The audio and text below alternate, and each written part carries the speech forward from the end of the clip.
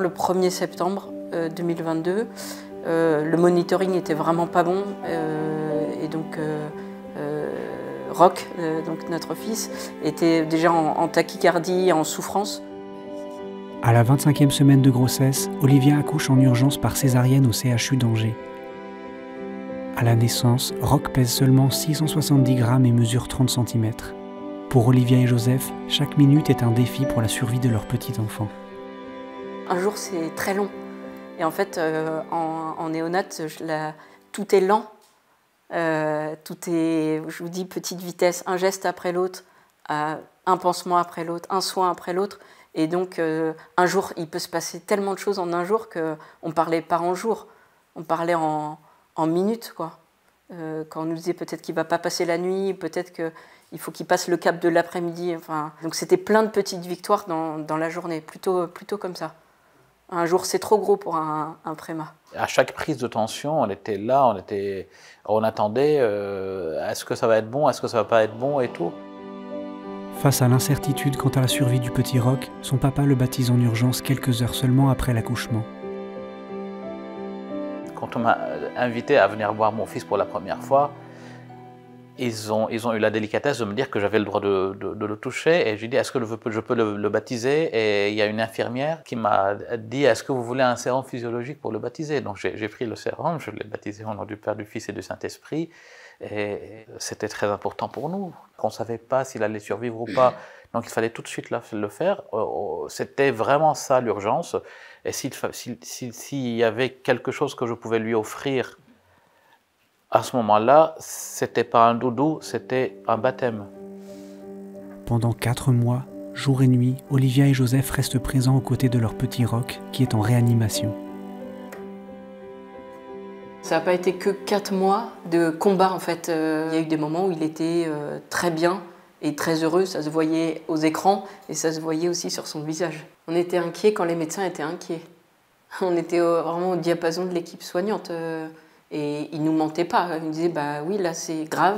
On n'avait plus le choix, il fallait être là vraiment à ce moment-là et il faut abandonner, il faut oui, accepter l'abandon et c'est là où, ouais. La prière de Saint Charles de Foucault prend toute sa place. Je m'abandonne à toi, fais de moi ce qui te plaira. À la suite de complications respiratoires, Roch est transporté en urgence à l'hôpital à Nantes.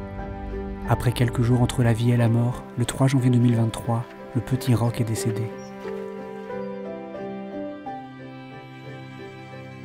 À chaque fois, il y survivait, mais à chaque fois, il nous préparait un peu plus à accepter qu'il parte un jour. Sa naissance vivant était déjà un cadeau parce qu'on ne savait pas s'il allait survivre. Donc à partir de ce moment-là, chaque seconde avec Roch sur Terre, c'était une seconde gagnée. Même avec un élan de vie, la fragilité est telle que par la force des choses, en fait, on est prêt à tout.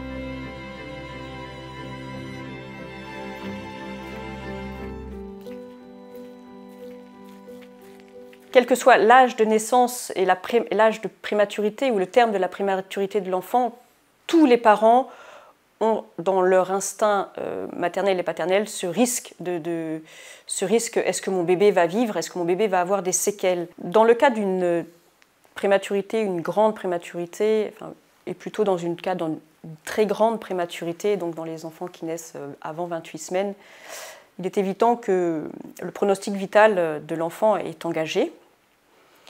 Nous n'allons pas forcément, nous soignants, aborder auprès des parents l'aspect du décès de l'enfant, mais très souvent la question va venir des parents. Est-ce que mon enfant a un risque? Est-ce que le pronostic vital de mon enfant est engagé? Est-ce que mon enfant peut mourir? Et il est important de ne pas botter en touche sur cette question, parce que c'est une question qui est tout à fait ajustée. Face à l'incertitude de la vie et donc de la mort de ce tout petit, les parents de ces enfants ont vraiment besoin d'un soutien, autant du corps médical que de l'équipe soignante. Et je pense que le plus grand des soutiens va être le soutien de la famille, des grands-parents, des amis, pour pouvoir aussi apporter un réconfort, ou même de la communauté paroissiale, de la communauté ecclésiale pour les gens qui sont chrétiens, d'une communauté de leur confession pour des gens qui sont d'une autre confession, pour vraiment s'appuyer sur des gens qui peuvent les soutenir dans quelque domaine que ce soit un soutien par la prière, que ce soit un soutien par la présence, que ce soit même un soutien par le faire, puisque c'est sûr que l'esprit des parents est plus à leur tout petit qu'à ce quotidien qui a donc été bouleversé.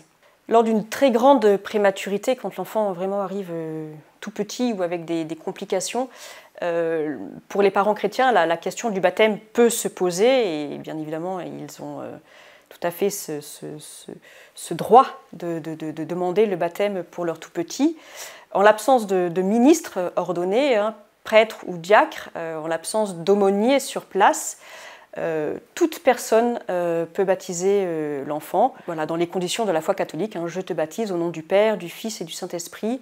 Et cela donne la force au nouveau-né de devenir enfant de Dieu. C'est une deuxième naissance, en quelque sorte. Il a eu la naissance naturellement, que sa maman lui a donnée, cette naissance à la vie sur terre, et puis cette naissance en Dieu par le don et la grâce du baptême.